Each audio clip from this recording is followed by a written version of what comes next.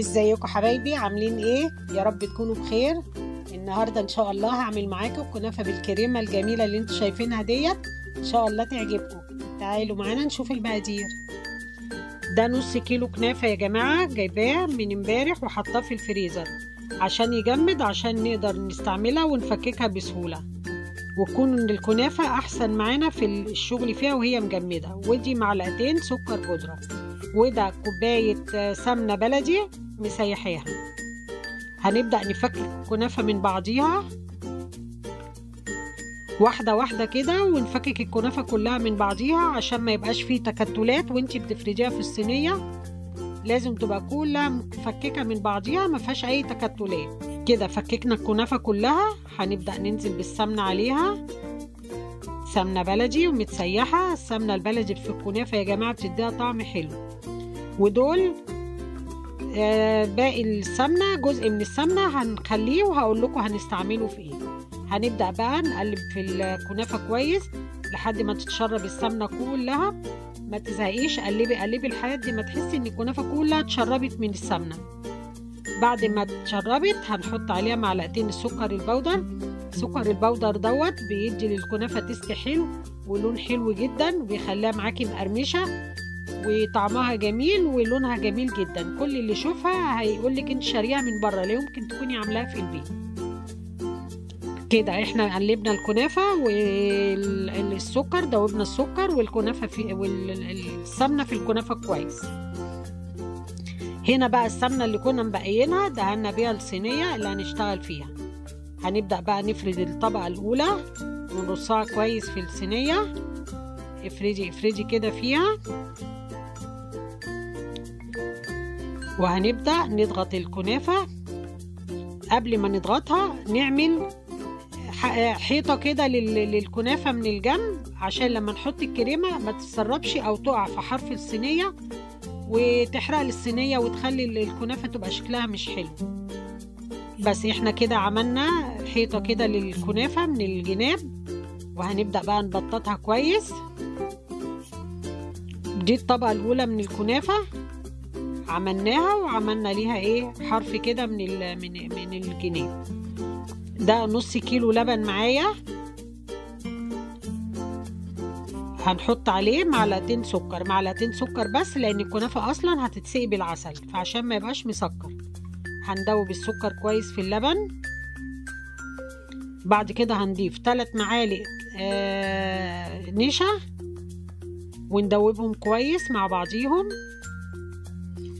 هنقلب ونحطهم على النار. ادي كده الكريمه جهزت معانا ومسكت نفسها.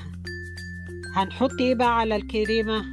هنحط عليها معلقتين قشطه اللبن اللي انت بتطلعيها من اللبن. انا بجمعها كلها في علبه وبستعملها في الحاجات اللي زي دي، بتدي طعم وتست حلو قوي قوي قوي للكريمه، تحسي ان انت حاطه عامله فعلا بقشطه. هنقلب ندوب القشطه كده. القشطه دابت معانا والكريمه بقت جاهزه. هنبدا نضيفها على الكنافه، وهنضيفها بالراحه كده عشان ايه ما تخرجش من بره الصينيه او تعدي الجناب بتاعه الصينيه. كده فردنا الكريمه معانا بقت جاهزه. هنبدأ بقى ايه نهزها كده عشان تتساوى وتتفرد في الصينية كلها. كده الكريمة معانا بقت جاهزة. هنسيبها بقى لحد ما تبرد وتجمد شوية عشان نعرف نحط الطبقة التانية. ودي اهم تركة في الكنافة، ان احنا لازم نجمد الكريمة عشان نقدر نفرد الطبقة التانية بسهولة.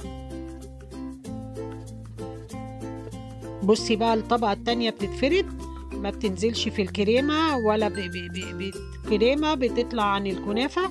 لا، احنا كده بنشتغل على سطح مجمد مش هيضايقنا. وتقدري بقى بتبططيها بالراحة برضو، ما تدوسيش عليها جامد، بتساوي الوش كويس.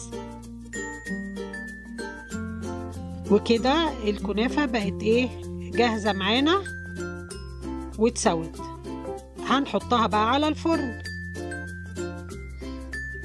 ايوه كده خرجت بقى من الفرن، لونها جميل وحلوه ومقرمشه، مش قادره اقول لكم ريحتها عامل ازاي. كده بقى هنسيها بالسيرب بتاعها. السيرب بتاع الكنافة عبارة عن كوبايتين سكر وكوباية مية وعصرة ليمونة. طبعا كلكم عارفين السيرب بتاع الكنافة بيبقى تقيل عن السيرب بتاع البسبوسة. هنبدأ نسقي الكنافة، وما شاء الله الكنافة بتتشرب من العسل. كده الكنافة شربت العسل كله وبقت كده جاهزة ان احنا نقلبها في طبق التقديم. ده طبق التقديم. هنبدأ نقدم الكنافة، هنقلبها ونبدأ نقدم الكنافة في الطبق بتاع التقديم.